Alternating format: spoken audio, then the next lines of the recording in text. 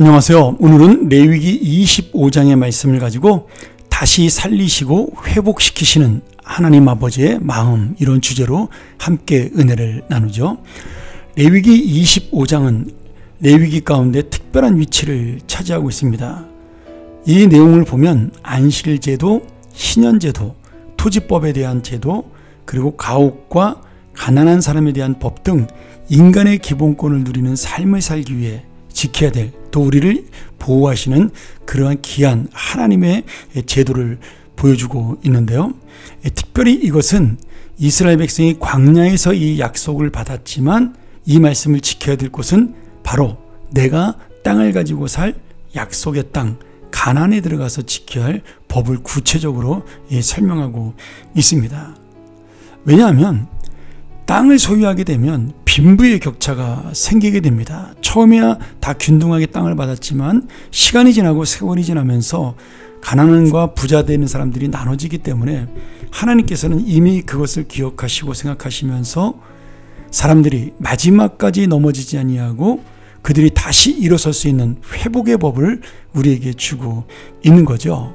그래서 특별히 25장 마지막에 언급된 토지법은 그들의 그 삶 속에도 하나님께서 망하지 않게 하시고 다시 한번 우리를 일으켜 주시는 그런 은혜를 말씀해 주고 있습니다. 저는 오늘 그 안식일과 희년에 대한 이야기를 여러분들이 여러 번 들었기 때문에 특별히 이 안식일과 희년의 기초가 되는 토지매매법에 대한 이야기를 함께 나누고자 합니다. 23절부터 보면 이 토지매매법에 대한 이야기가 나오는데요. 토지는 영원히 팔지 못하게 되었습니다. 왜냐하면 하나님의 것이라고 말씀하고 있기 때문이죠. 그러니 지금 이스라엘 백성들이 가나안 땅에 들어가면서 분배받은 땅은 하나님이 임시로 그들에게 빌려준 땅이라는 뜻입니다. 물론 지금과는 다른 제도죠. 그럼에도 불구하고 우리가 여기서 하나님의 마음을 놓치지 말아야 될 것이 있습니다. 지금 하나님께서는 토지에 대한 매매를 허용하지 않고 있습니다. 물론 나중에는 가난한 자들을 위해서 토지 매매를 허용하시긴 합니다. 일부분. 그것은 이 토지 매매를 허용함으로 정말 그들이 기본적인 삶을 살 수 있는 생존권 때문에 토지 매매를 허락하신 것이지, 진짜로 이 토지 매매가 정상적으로 이루어지는 것이 맞다라는 것이 아니라는 거예요.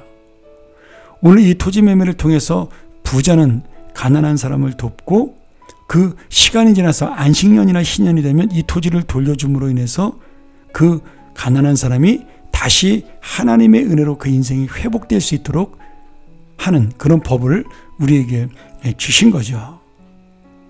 그래서 이 토지의 매매는 하나님께서 다시 살리를 회복시키시는 하나님 아버지의 마음 담겨있는 이 법입니다.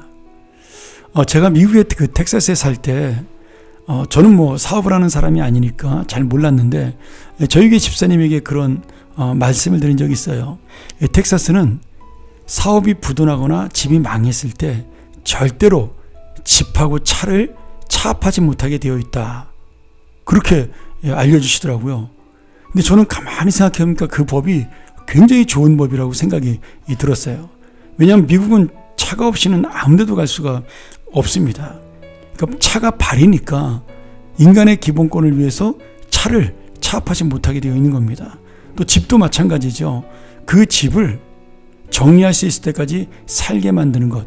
망한 사람이 큰 집에 살 수는 없으니까 어차피 그 집을 정리해야 되니 그 사람이 사는 동안은 그 집에서 쫓겨나지 않도록 보호하는 법이 있었다라는 거예요. 저는 이것이 바로 사람이 살 수 있는 기본권의 법이라고 생각이 듭니다.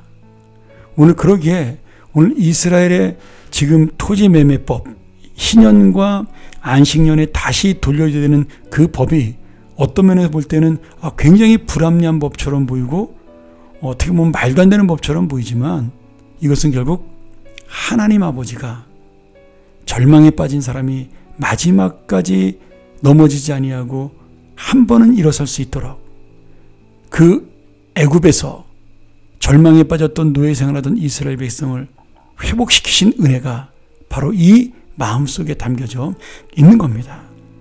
여러분, 이것이 바로 우리가 이웃을 위한 사랑이고 이것이 바로 이웃을 위한 마음으로 함께 나아가야 하는 거죠. 가진 자가 조금은 손해보고 가진 자가 조금은 희생함으로 조금 희생하는 것으로 타인은, 가난한 자는 생명이 살 수 있다라는 거예요. 그런 의미에서 볼 때 이 안식년과 희년 그리고 토지매매법은 중요한 하나님의 사랑을 보여주는 이 법입니다.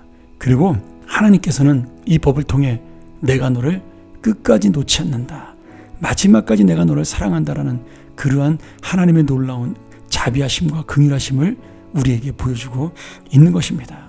그러니 오늘 레위기 이 귀한 25장의 말씀을 통하여 하나님이 나를 마지막까지 사랑하시는구나, 하나님은 나를 다시 살리시고 회복시키시는 은혜를 주시는구나, 끝까지 나를 붙드시는구나, 이 마음을 놓치지 마시고 이 법이 지금은 문자적으로 지켜지지 못하더라도 이 법의 마음을 가지고 하나님의 마음을 돌아보는 그런 진정한 부자가 되시고 진정한 은혜를 만나는 우리의 삶이 되기를 주의 이름으로 간절히 축원합니다. 함께 기도하겠습니다. 하나님 아버지, 오늘 우리가 안식년과 희년의 제도가 부자를 위한 법이 아니라 가난한 자를 위한 법이요 마지막까지 막바지에 몰린 인생을 위한 회복의 법임을 깨닫게 하셔서 나의 조그만 사랑이, 나의 조그만 하나님을 향한 그 마음이, 그리고 하나님처럼 내가 긍휼하고 자비한 마음이, 우리는 조그만 희생을 하지만 그 조그만 희생을 통해 영혼을 살리고 생명을 회복시킬 수 있는 그런 놀라운 은혜가 나타난다는 사실을 깨닫게 하여 주시옵소서. 우리가 이 마음으로 하나님의 마음을 깨닫고 넘어지는 그 순간에도 다시 일으켜주시는, 끝까지 나를 붙드시는 하나님의 은혜를 깨닫고 사는 자가 되고 그 은혜를 나누는 자가 되게 하여 주시옵소서. 예수님의 이름으로 간절히 기도합나이다. 아멘.